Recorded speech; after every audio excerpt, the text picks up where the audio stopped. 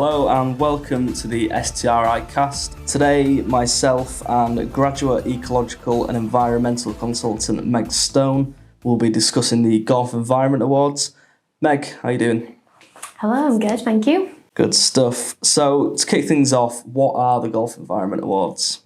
The Golf Environment Awards are an international initiative which awards the golf clubs and the staff who are doing excellent work to protect the environment and increase the biodiversity value of their golf course. So last year we had 6 categories which we'll be carrying over to this year's competition.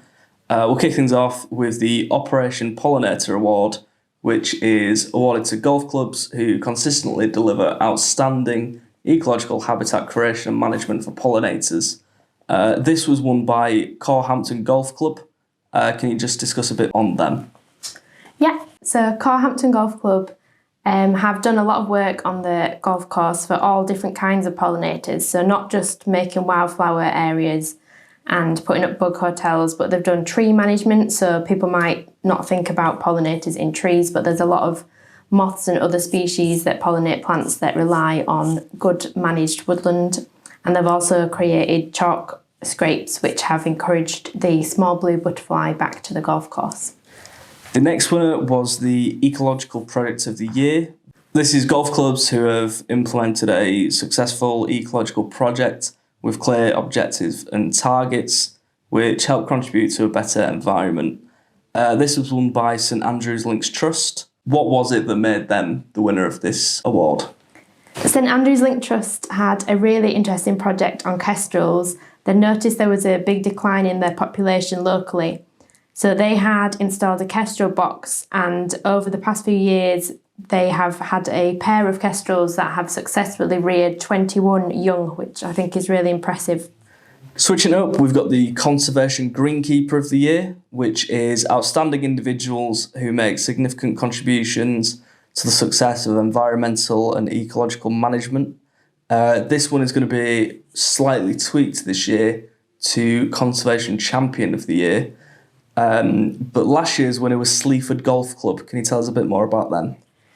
Yeah, so Sleaford Golf Club had all sorts of different things going on their course, and this was run by Nick Lawson, who did it all in his own time, and it was all self-funded by him. He built a brick tower that housed barn owls, and kestrels also nested in it. He created bird hides so the members could view the different birds closer up. And there was lots of other initiatives that really helped get the members connected to the wildlife on the course. Going further afield, we have the International Environmental Golf Course of the Year.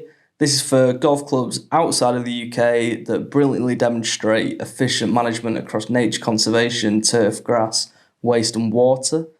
This was won by Almouge from Amman. Why did they win the award? Almouge won the International Environmental Golf Course of the Year because one of the reasons was because they use treated sewage effluent to irrigate 100% of the golf course, which is obviously really good in what we're seeing as an increasingly bad situation with water security all over the globe. So it's really great that they can reuse water. They've also got things like the T markers, the silhouettes of different birds that you can see on the course. And they've had some ornithologists there that have recorded the birds that you can see, and they've created a book of the birds on Almouge Golf Course, which I think is really cool. Coming back to the UK, we have the UK Environmental Golf Course of the Year. This was won by Nen Dunbar Golf Links. Did they win for similar reasons? They won for quite different reasons, actually. They're still doing a lot of really good stuff on the course, but because it's the UK course and it's a links course in Scotland, obviously have a really different environment. So they had done a lot of sand dune restoration. Sand dunes are actually declining habitat and internationally important because we have a lot in the UK that are under threat from coastal erosion. They also took it down to really finer details, like having bamboo golf tees. So they've just looked at every area of the golf club and the golf course to see how they can make a better impact on the environment. Coming on to the final category, but by no means least, is the Sustainable Project of the Year. This is golf clubs who have implemented a successful, sustainable project with clear objectives that contribute to a more sustainable environment. This year's winner was Hever Castle Golf Club. What is it that they are doing? Well, they have a really passionate course manager at Hever Castle called Rob Pears, and he has initiated this project where the sewage from Hever Castle and the golf club is reused as irrigation for the golf course through a Victorian pump system that he's reinstated, and that now irrigates all the golf course, which I think is similar to Almouge in that it's just really important that we're looking at different ways of reusing water when we're in such a crisis at the moment and we're having more and more heat waves, which is especially affecting the south. So why do you think people should enter the awards? I think golf has quite a negative image from the outside in terms of their impact on the environment, but it's really good if we can change that, and there are so many golf courses that are doing amazing things for the environment. So I think if we can showcase that and get the word out there that they're not these big areas of land that are just depleting natural resources and using loads of water, if we can show them that they can basically be nature reserves that you just play golf on as well. So apart from having a positive impact on the environment, what is it that golf clubs would get out of it? So we've got a list of prizes. We are lucky to be able to give the golf courses a grant that goes towards an environmental project or ecological project to encourage them to do more work for the environment and ecology on the golf course.